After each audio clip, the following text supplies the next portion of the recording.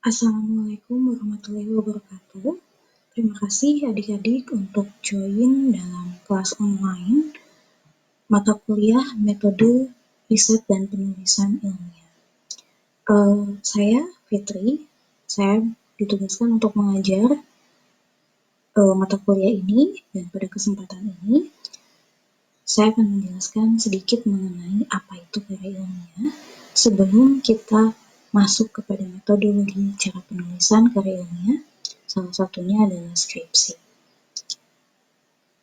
Saya harap adik-adik tetap tenang, tetap juga mengantisipasi akan perubahan-perubahan yang terjadi selama proses study at home ini. Artinya, saya sangat mengharapkan tanggung jawab dari adik-adik untuk tetap melaksanakan tugasnya sebagai mahasiswa dalam menjalankan tugas atau kuliah online. Oke, hari ini kita akan membahas mengenai karya ilmiah, sifatnya, fungsinya, nilainya, dan macam-macam karya ilmiah. Seperti yang adik-adik ketahui bahwa karya ilmiah itu memang harus dilandaskan pada kaidah-kaidah ilmiah. Artinya, yang dimaksud dengan karya ilmiah adalah tulisan yang disusun berdasarkan riset karya ilmiah, berdasarkan laporan penelitian ilmiah. Secara otomatis, metode, pendekatan, landasan teori yang digunakan adalah hasil kajian sebelumnya yang memang telah terbukti secara ilmiah.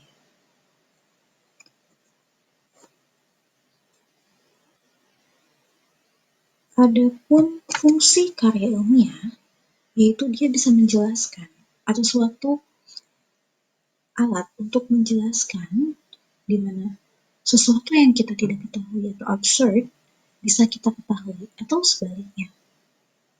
Kemudian yang kedua adalah prediction, artinya kita bisa menciptakan teori-teori baru berdasarkan penelitian kita yang kita buat menjadi karya ilmiah dan membuat sebuah hipotesis akan kemungkinan-kemungkinan yang terjadi di masa yang akan datang. Dan yang ketiga adalah controlling, yaitu mengontrol, mengawasi, dan mengoreksi akan benar tidaknya suatu pernyataan. Sebagai contoh, ada studi kasus mengenai penggunaan suatu bahan alam sebagai obat. Ketika ini dikonfirmasi secara ilmiah dan ditulis menjadi karya ilmiah, maka dia terkonfirmasi secara ilmiah. Terkoreksi akan kebenarannya, bukan menjadi hoax atau hanya pembicaraan dari mulut ke mulut saja. Selain itu, kita memiliki nilai karya ilmiah yang penting, di mana karya ilmiah harus memiliki isi yang menarik, penting, bermanfaat, dan asli. Kemudian bahasa yang digunakan harus menggunakan bahasa Indonesia yang disempurnakan dengan ejaan yang baku. Kemudian bentuknya harus sesuai dengan format. Artinya seperti yang teman-teman pelajari ketika SMA, duduk di bangku SMA, atau mungkin di awal semester perkuliahan mengenai bahasa Indonesia dan sebagainya, teman-teman sudah belajar mengenai cara pembuatan karya ilmiah yang baik. Tapi sayangnya, masih saja ada beberapa kali tugas mahasiswa yang memang formatnya tidak sesuai dengan bentuk yang diformatkan, atau bahasa yang digunakan tidak baku dan isinya dianggap kurang menarik. Jadi harus seperti apa sih karya ilmiah yang kita buat agar memenuhi kaidah-kaidah secara ilmiah?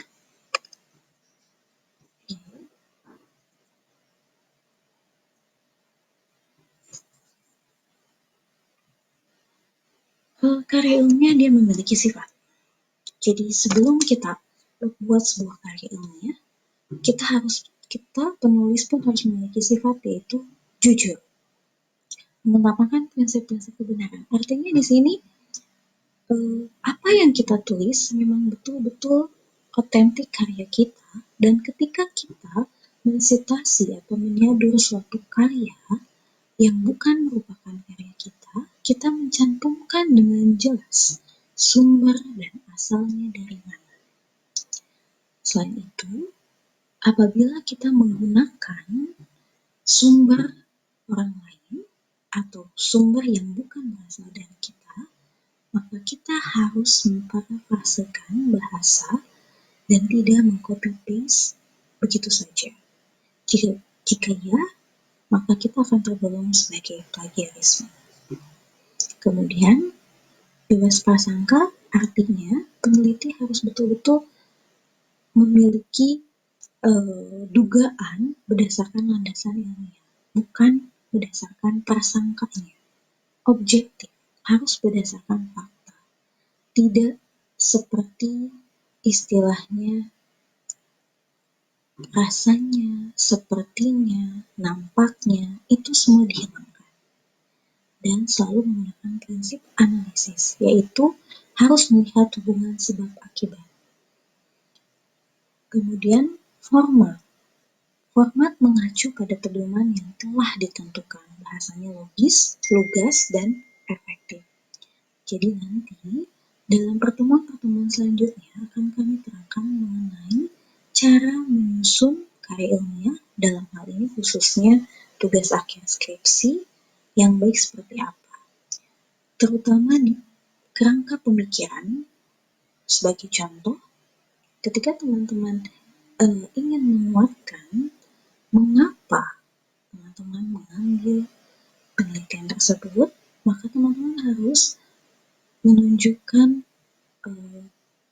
bukti-bukti ilmiah, yaitu penelitian-penelitian sebelumnya yang berkaitan, dan adanya hubungan sebab akibat.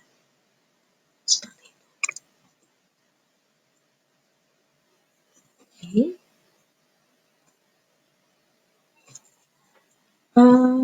Yang kedua, penggunaan huruf dan angka. Penggunaan huruf dan angka ini akan sangat penting dalam penulisan karya ilmiah. Nanti teman-teman akan melihatnya sendiri, atau mungkin seharusnya saat ini teman-teman sudah bisa mendownload panduan pedoman penulisan skripsi yang ada di website fakultas. Dalam pedoman tersebut sangat rinci dan sangat jelas tertulis mengenai pedoman, mengenai aturan dan format yang harus sesuai untuk menuliskan karya ilmiah. Dalam hal ini, tugas akhir dimulai dari proposal usulan riset sampai dengan skripsi. Saya memberikan sedikit highlight di sini, yaitu huruf angka dan penggunaan kalimat dan alinea. Ini sangat penting karena memang dari beberapa kasus, terutama tugas-tugas yang dikumpulkan atau yang dikerjakan mahasiswa, memang ada yang selain tidak memenuhi kaidah penulisan atau format, tetapi juga tidak ada konsistensi dalam penggunaan huruf angka. Ada beberapa tugas yang memang hasil copy paste, entah dari internet, entah dari jurnal, atau dari sumber lainnya, yang terang-terangan mengcopy dan meng-paste di halaman tugas. Maka tulisannya pun akan berbeda antara satu sumber yang lain dengan sumber lainnya. Saya tekankan di sini, saya tidak membenarkan akan penggunaan copy paste pada tugas maupun skripsi atau tugas akhir. Dan di pertemuan yang selanjutnya, saya akan menekankan tentang penggunaan aplikasi Mendeley untuk memudahkan teman-teman membuat sebuah citasi atau menyeder sebuah citasi dan membuat daftar pustaka atau bibliografi, sehingga di sana tidak ada plagiarisme dan karya ilmiah yang teman-teman hasilkan adalah hasil parafrase, bukan berdasarkan copy paste. Untuk huruf di sini huruf yang digunakan standar format yaitu Times New Roman berukuran 12. Huruf yang digunakan harus tegak, kecuali ada kata atau istilah asing seperti nama Latin species, tempat, atau istilah dalam bahasa Inggris. Kemudian, judul bab, judul yang sepadan dengan bab, dan judul subbab ditulis dan dicetak tebal atau bold. Di sini teman-teman dirasa sudah cukup paham mengenai bagian ini. Kemudian huruf kapital yang digunakan pada semua huruf dalam judul bab atau judul yang sepadan dengan bab harus menggunakan kapital di awal kata, kecuali kata sambung dan kata perantara seperti dan, atau itu dicetak kecil semua, tidak kapital di awal kata.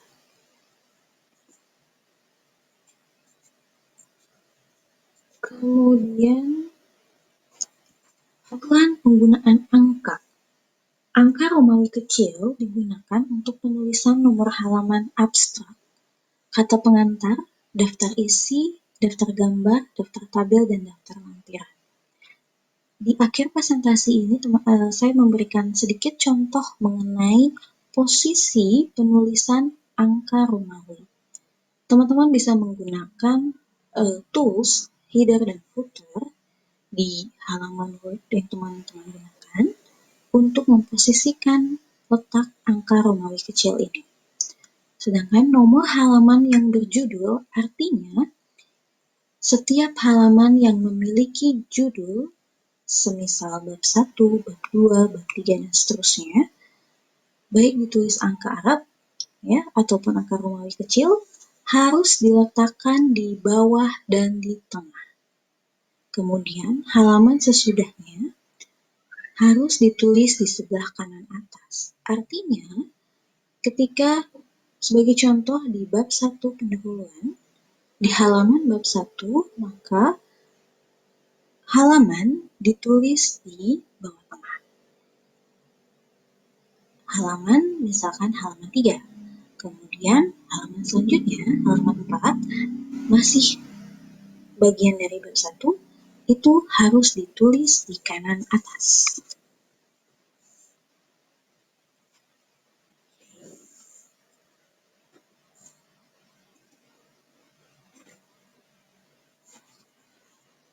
Selanjutnya kita akan membahas tentang penggunaan kalimat dan alinea. Oke, saya harapkan di sini teman-teman sudah mengetahui ya perbedaan antara kalimat dan alinea, atau memang sama?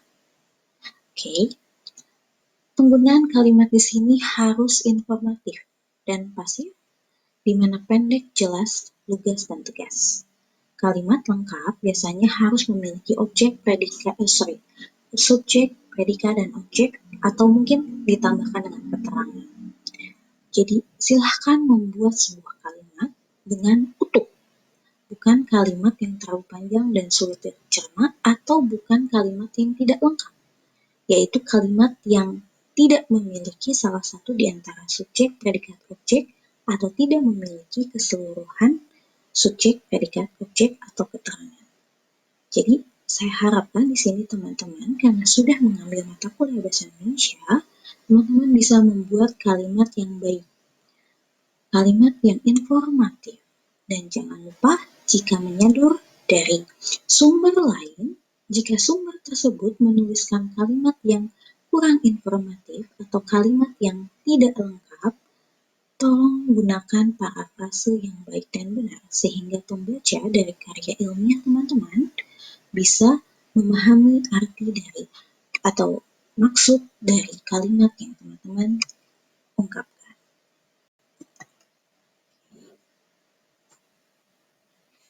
Selain itu, ada aturan penulisan alinea. Alinea atau paragraf, di mana seperti teman-teman ketahui bahwa terdiri dari beberapa kalimat atau frasa. Baris pertama harus menjorok ke dalam sejauh 1 tab dari pinggir kiri pola atau layout. Nanti untuk lebih jelasnya teman-teman harus membaca pada pedoman penulisan skripsi di mana berapa margin yang sesuai dengan format dan